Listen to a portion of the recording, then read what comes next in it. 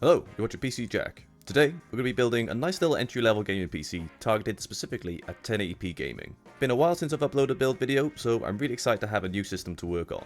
The aim of this build was to keep the budget relatively low, but still be able to run a system that can handle 1080p pretty well.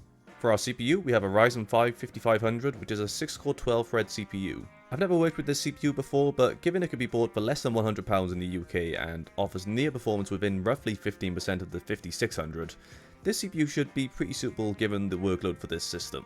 This is paired with the power color RX 6600 Fighter, which, while having a fairly basic looking cooler design and a lack of a backplate, but for its price of £200, it's a really compelling value for a GPU that still performs pretty well at 1080p. We'll also be using the ASRock B550M Phantom Gaming. I haven't worked with many ASRock boards before, but as the B550 series goes, this board has most of what you would need, including support for 4 DIMMs, 2 M.2 SSDs, and a decent amount of connectivity for the price without too many premium features. With our CPU, we'll be pairing this with 2x8GB Crucial Ballistics running at 3600 speed, which for Ryzen 5000 series is pretty much the sweet spot, but given DDR4 pricing currently, you're pretty much spoiled for choice. For our storage, we'll be using a 1TB Lexar M.2 Gen 3 NVMe SSD, which, much like DDR4, can be had for really cheap nowadays, which is great for PC builders right now. For our PSU, we have the Be Quiet Straight Power 550, which is an 80+ bronze non-modular PSU. The non-modular cables might be an issue for some depending on the circumstances, but they're all black, which is a big plus given the cost of this PSU. Finally, we'll be housing all of this in the Fractal POP Air Mini case, which I've really wanted to work with for quite some time. This is also the RGB version, so it should add a little bit of flair and, of course, increase our frames significantly. Or maybe not, but we'll see. So, that's all the parts. It's been too long since we last built, so let's get to it.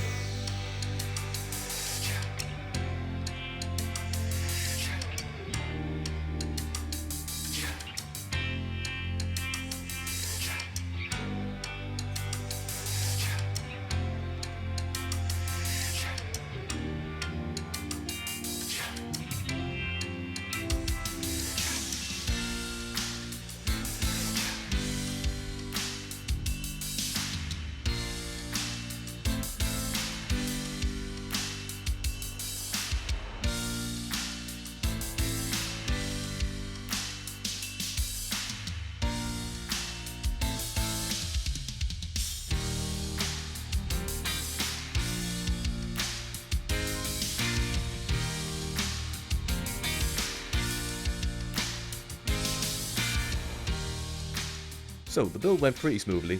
I have to say I'm really impressed with the Pop Air and it was a breeze to work in. Cable management went pretty smoothly and the included Velcro straps do help a lot, but I did have to use a few zip ties. But overall, not too many complaints when it comes to cable management. I still wish the GPU had at least a backplate, but for the cost I really can't complain too much. But what's most important is, how well does this system run? I've loaded up a few games, so let's take a look. First up, we've got a favourite of mine, Stray. Now, this game isn't too demanding, but it's still a decent title to test, but firstly, I'd like to talk about these thermals.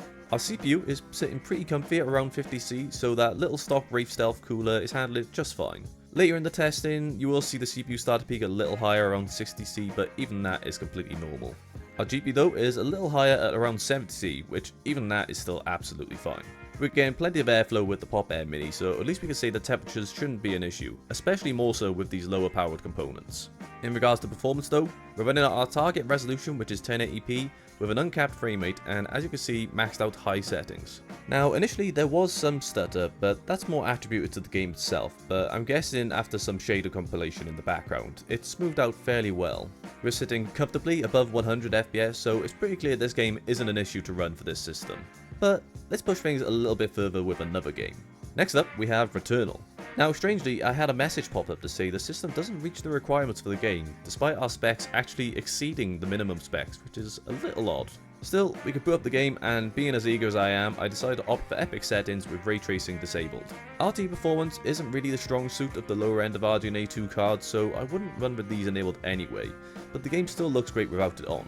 I was actually pleasantly surprised as the game runs pretty well again at 1080p, however we are using FSR quality for a little boost.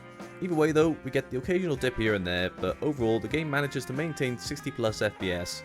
But again, this game is pretty notorious for stutter, so to improve performance and general frame times, you could opt for high settings for a better experience. Still, this game still runs really well on this system, so that's another tick for the build.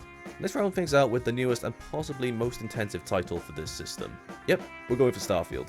This game runs relatively smoothly across most systems, but it is pretty intensive on our CPU, which is reflective in the gameplay as we're actually struggling to reach 60 with our settings at high, and render resolution dropped down just a touch.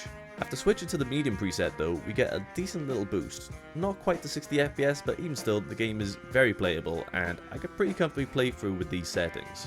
Again, this is a pretty recent title that could still receive further optimization down the line, but I want to make sure we pushed our system just to see how well it holds up.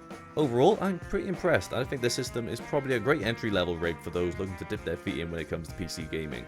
But let me know your thoughts down in the comments below.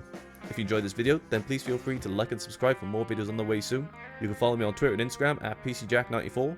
Thanks for watching, and I'll see you next time.